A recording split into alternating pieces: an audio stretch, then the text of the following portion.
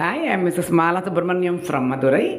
சிவபெருமானை பற்றி ஆக்சுவலி நிறைய பதிவுகள் நான் போட்டிருக்கேன். இப்போ அதோ ஆருத்ரா தரிசனம் வருது. இப்போது இந்த மார்கழியில் வரும். அதுக்கு தனியாக நான் பதிவை போடுறேன். இப்போ ஆக்சுவலி ஒரு கதை ஒன்று படித்தேன். கும்பகோணம் அந்த ஊரில் திருநள்ளம் அப்படிங்கிறது முதல்ல அதோட ஊர். இப்போது கும்பகோணத்தில் வந்துட்டு கோனேரி ராஜபுரம் அப்படிங்கிற ஒரு கும்பகோணத்தில் இருக்குது. அது புதூர் அந்த பக்கம் பஸ் ஸ்டாண்டு. அது சின்ன ஒரு கிராமம், அந்த கிராமத்தில் இருக்குது. அதாவது சிவனை வந்துட்டு நடராஜ பெருமானை நடராஜ பெருமான் தத்ரூபமானு சொல்ல முடியாது, அவருடைய சிலை அப்படியே நடராஜரே வந்து சிலையாக இருக்கிறதா அப்படிங்கிற ஒரு ஐதீகம். அது எப்படி அந்த சிலை அந்த மாதிரி வந்தது அப்படிங்கிறதுக்கு ஒரு கதைன்னு சொல்ல முடியாது. மேபி இது ஃபுல்லாக நடந்ததாக கூட இருக்கலாம். இந்த ஊர் தான் இது. இந்த கோவிலில் வந்துட்டு அந்த பண்டகால அந்த மகாராஜா வந்து சிற்பிகள்லாம் இருப்பா பற்றியெல்லாம் அவள்கிட்ட சொல்லி சிற்பம் வடிக்க சொல்கிறார். இது 6வது முறையாக அந்த சிற்பத்தை அவர் வடிக்கிறார். அது ஒரு வாட்டி நடராஜர் சிலையை பண்ணும் பொழுதெல்லாம் என்னமாவது ஒரு பின்னம் ஏற்பட்டு விடுகிறது. ஸோ அதை அவரால் இது பண்ணவே முடியலை. அப்போ மகாராஜா என்ன சொல்கிறாருனாக்கா, காசு வாங்கிறதுக்காக நீ எல்லாம் நன்னா நோக்கு தெரியறது, காசு வாங்கிறதுக்காக நீ ஏமாத்துற அப்படிங்கிற மாதிரி சொல்லிடுறார். அந்த மழுவை ஒரு வாட்டி அவர் அந்த இந்த ஊரில் ஓரமாக வச்சு காய்ச்சின்றப்பாலே அது வார்க்கப்பட்டு அந்த உண்டாக்குற இடம், அந்த இடத்துல அந்த மழுவை காய்ச்சிக்கிட்டு இருக்கும்போது ரொம்ப வருத்தப்படுறார். நான் உன் சிலையை செய்கிறேங்கிற எனக்கு ஒரு இது ஹெட் வெயிட் கிடையாது, எனக்கு அந்த இது கொது கிடையாது, ஈகோலாம் கிடையாது. எனக்கு நான் ரொம்ப மனசார தான் பண்ணுறேன், ஆரையும் நான் ஹர்ட் பண்ணுற கஷ்டப்படுத்துறதும் கிடையாது. எனக்கு அந்த என்ன மனசு வந்துட்டு எப்படி இருக்குதுன்னு உனக்கே தெரியும். எனக்கு ஏன் இந்த மாதிரி நீ பண்ண மாட்டேங்கிற, நன்னா வந்து அமைய மாட்டேங்கிறியே, நான் இல்லையே ஒரு வாட்டியும் உன் சிலையை மனசார தான் பண்ணுறேன், நான் எனக்கு கர்வமெல்லாம் ஒன்றுமே கிடையாது, நீ ஏன் வந்து என் இதில் வரமாட்டேங்கிற அப்படின்னு சொல்லி ஒரு வாட்டியும் ஒரு பின்னம் வருது, தயவு பண்ணி என்னை மன்னிச்சு அருளு அப்படின்னு சொல்லிக்கிட்டே அந்த இதை அவர் நன்னா கொழுக்க காய்ச்சறார் அப்படியே. அப்போ அந்த புகை மண்டலம் நன்னா வரும்போதே எரியும் போது புகை மண்டலம் வரும்போதே அங்கே தள்ளி 2 பேர் வயசானவா பிராமணா 2 பேர் வரா. அவர் ஹஸ்பண்ட் அண்ட் ஒய்ஃப், ஆத்துக்காரும் ஒய்ஃபும் வராங்க. அவர் வந்துட்டு, என்னப்பா இந்த ஊர் இவ்வளோ தள்ளி இருக்குது, உள்ள கிராமத்துக்குள்ளே இருக்குது, ரொம்ப கஷ்டமாக இருக்குது எனக்கு. அப்போ அந்த ஊரோட பேர் திருநள்ளம். இந்த ஊர் இங்கே இருக்கேப்பா அப்படின்னு சொல்லிட்டு அங்கே வந்து கேட்கும்பொழுது, உள்ள ஊருக்குள்ளே போனோன்னா இன்னும் கொஞ்சம் தூரம் போயின்னா நீங்கள் போயிடலாம், நீங்கள் போங்கோ அப்படின்னு இவர் சொல்கிறார். அவர் டென்ஷனில் இருக்கார், நமக்கு வரணுமே இந்த சிவபெருமான் நல்லபடியா அப்படிங்கிற மாதிரி. அப்போ எனக்கு கொஞ்சம் வெள்ளம் குடிக்கிறதுக்கு தண்ணி கொடு அப்படின்னு கேட்குறார். அப்படி கேட்கும்பொழுது அப்புறம் சொல்கிறார், நாங்கள் வந்துட்டு கர்மா அந்த இது ஜாதி, எங்களுக்கு இந்த இது சிற்பம் உண்டாக்கப்பட்டவர் நாங்கள் நீங்கள்லாம் தண்ணி எங்கள்கிட்ட வாங்கி குடிக்கப்படாது, இன்னும் கொஞ்சம் தூரம் நடந்தேன்னா ஊர் வந்துடும், அங்கே அந்தணர்கள் நிறையா பேர் இருப்பான், பிராமண அக்ரஹாரம் இருக்குது, அங்கே போய் குடிச்சுக்கோங்க அப்படின்னு இவர் சொல்கிறார். சொல்லும் பொழுது, இல்லைப்பா எனக்கு அவ்வளோ தூரம் போகிறதுக்குள்ளே நேக்கு தலை சுத்தல் வந்துடும், நேக்கு ஒரு மாதிரி ஆகிடும் போல் இருக்கு, நேக்கு இப்போவே வெள்ளம் குடிக்கிறதுக்கு வேணும், தண்ணி வேணும் அப்படின்னு சொல்லி கேட்குறார். கேட்டால், ஏன்பா என் உயிரை வாங்குற, நானே சிவபெருமான் சிலை வரணுமேன்னு பயத்தில் இருக்கேன், எனக்கு என்னால் முடியலப்பா, நீ என்னத்தையாவது பண்ணு போப்பா அப்படின்னு சொல்லிட்டு திருப்பி அந்த இதை இலக்கிக்கிண்டே கலரிக்கிண்டே பேசுகிறார். அப்போ எனக்கு நீ வச்சுருக்கிறிய அதையாவது குடு, இது கொதிச்சுக்கின்னு இருக்கு, இதை வேணா குடி அப்படின்னு சொன்ன உடனே டபக்குன்னு அதை அப்படியே அந்த பெரிய அந்த இந்த மாதிரி கரண்டி மாதிரி இருக்கும் பார்த்தியா, அதை எடுத்து அப்படியே அதை குடிக்கிற. அதை குடிச்சு இவெல்லாம் என்ன நடக்கிறதுக்குள்ள 2 பேரும் அந்த ஒய்ஃபு பொண்டாட்டி, அதாவது உமாமகேஸ்வரி வந்துட்டு சிரிக்கிறா. அதை பார்த்துட்டு டக்குன்னு 2 பேருமே மறைஞ்சு போய்ட்றா. இது என்ன நடக்கிறதுங்கிறத வந்து நினைக்கிறது கூட இவாளுக்கு அந்த வள கூட அவள் அந்த இதில் இல்லை மனசளவில். ஏன்னா இது சில வரணுமேங்கிற ஒரு எண்ணத்தில் தான் அத்தனை பேர் இருக்கா. அதை அப்படியே காய்ச்சி அதை அந்த இது பண்ணினோன்னா அது அப்படியே கிட்டுன்னு ஓடுறது. அந்த இடத்துல அந்த வார்ப்பை ரெடி பண்ணி அவருக்கு சிவனுக்கே உரிய அந்த கங்கை, அந்த நாகம், அந்த எல்லாமே அதுக்கு அழகாக அங்கே ரெடி பண்ணி அதை தனியாக ஜடாமுடி அதெல்லாம் தனியாக ஒரு இடத்துல இருக்குது. அதே மாதிரி இவளுடைய இது பரமாத்மா வைஃப் அல்லவா உமா மகேஸ்வரி, அவளுடைய இது பண்ணையும் அதனுடைய சிலையும் அழகாக ரெடி பண்ணி அங்கே வச்சிருக்கு. அவளுக்குடைய பீடமும் ரெடியாக பண்ணி வச்சிருக்கு.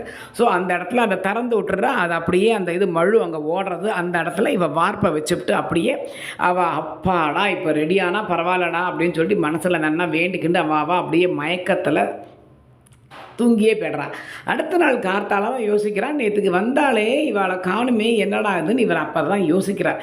அடுத்த நாளைக்கு அந்த சிவபெருமானை எடுத்து அந்த வார்ப்பில் ஊற்றி அவரை எடுத்து பார்த்தாக்க அப்படியே சுரூபமாக அக்குள்ள ஆம்பளைங்களை கருப்பு இருக்கும் பார்த்தால அந்த கருப்பு, அதுக்கப்புறம் அந்த புறங்கையில் அந்த இது மச்சம் மாதிரி இருக்கும் பார்த்தால அந்த மச்சம், அதுக்கப்புறம் ஆண்களுக்கே உரிய கொழுப்பு கட்டி ஒரு சில இடத்துல இருக்கும் பார்த்தால அது அப்படியே எப்படி ஒரு பையன் ஒரு ஆண் மகன் எப்படி இருப்பானோ அதே மாதிரி அந்த குமிழ் சிரிப்பு அப்படிம்ப பற்றி அந்த சிரிப்பு அந்த கோவை உதடுகள்னு சொல்ல பற்றில அந்த மாதிரி அகண்ட கண்கள் அழகாக, அதுக்கப்புறம் தீர்க்கமான மூக்கு பார்த்தால் அந்த மாதிரி அப்பேற்பட்ட ஒரு சிவபெருமான் நடராஜ பெருமான் அழகாக காட்சி கொடுத்தார் இது உமா மகேஸ்வரியுடன் அப்படிங்கிறது தான் இந்த கதை.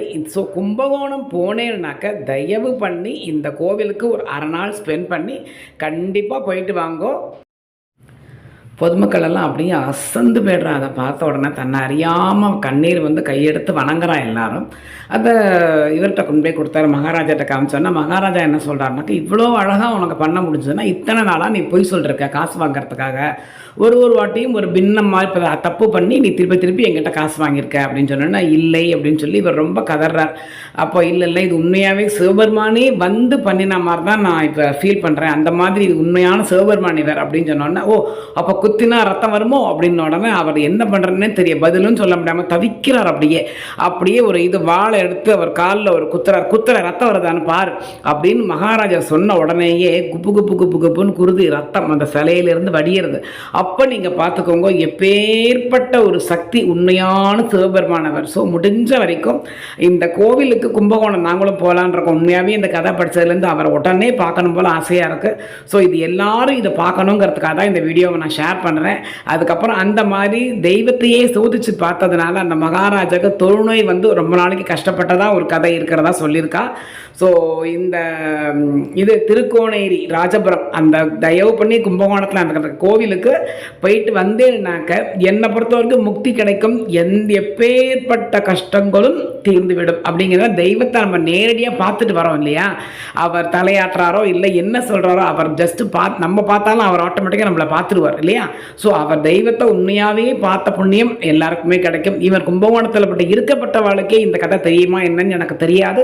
ஸோ எல்லாருமே இதை தெரிஞ்சுக்கணும். நிறைய பேருக்கு முடிஞ்ச வரைக்கும் நீங்கள் இதை ஷேர் பண்ணுங்க, இது எல்லாருக்கும் தெரிஞ்சிருக்கணும்.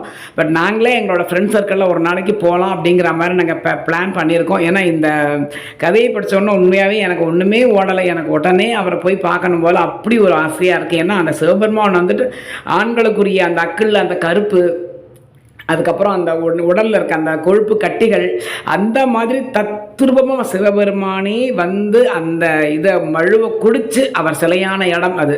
ஏன்னா அது சிலைன்னு சொல்லப்படாது, அவர் பிரத்யக்ஷமாக இருக்கார் அப்படிங்கிற மாதிரி தான் ஐதீகம். ஸோ முடிஞ்ச வரைக்கும் இந்த கோவிலுக்கு எவ்வளோ சீக்கிரம் நம்மளால் போக, உமா மகேஸ்வரர் அவருடைய பெயர், உமா மகேஸ்வரி தாயாருடைய பெயர். ஸோ அந்த மாதிரி அங்கே அனுகிரகம் பண்ணின்னு இருக்கார். மேபி அந்த அக்கம் பக்கத்தில் இருக்கிறவங்களால் கோடியாக புண்ணியம் பண்ணிருக்கான்னு நினைக்கிறேன். அதை நீங்கள் பார்த்துட்டு வாங்க. நாங்களும் ஒரு நாளைக்கு பிளான் பண்ணியிருக்கோம். அதை வந்தேன்னா என்னை பொறுத்த வரைக்கும் தீராத்த கஷ்டம் இருக்கிறவா, நிறைய பண கஷ்டம் இருக்கிறவா, மன கஷ்டம் இருக்கிறவா, ரொம்ப நாளாக கல்யாணம் ஆமாங்களே, பெரிய வேண்டுதலெல்லாம் நிறையா பேர் வச்சுக்கிட்டு இருக்கேன். அத்தனை வேண்டுதலையும் சீக்கிரம் மாறும் அப்படிங்கிற மாதிரி தான் நான் என் மனசுக்குள்ளே எண்ணிக்கிட்டு இருக்கேன். ஸோ நீங்கள் எல்லாருமே முடிஞ்ச வரைக்கும் அந்த கோவிலுக்கு போயிட்டு வாங்கோ. அப்படி இல்லாட்டி அந்த கூகுளில் போட்டாலும் கூட வருது இந்த சிவபெருமானோட இது, அந்த அட்லீஸ்ட் அந்த ஃபோட்டோவையாவது வாங்கி நம்ம நாட்டில் வச்சுக்கலாம். அந்த மாதிரி ஒரு ஐடியா ஒன்று இருக்குது, அதை நீங்கள் பாருங்க. அதனால எல்லாரும் நன்னா இருங்கப்பா. சம்புவ மகாதேவ்.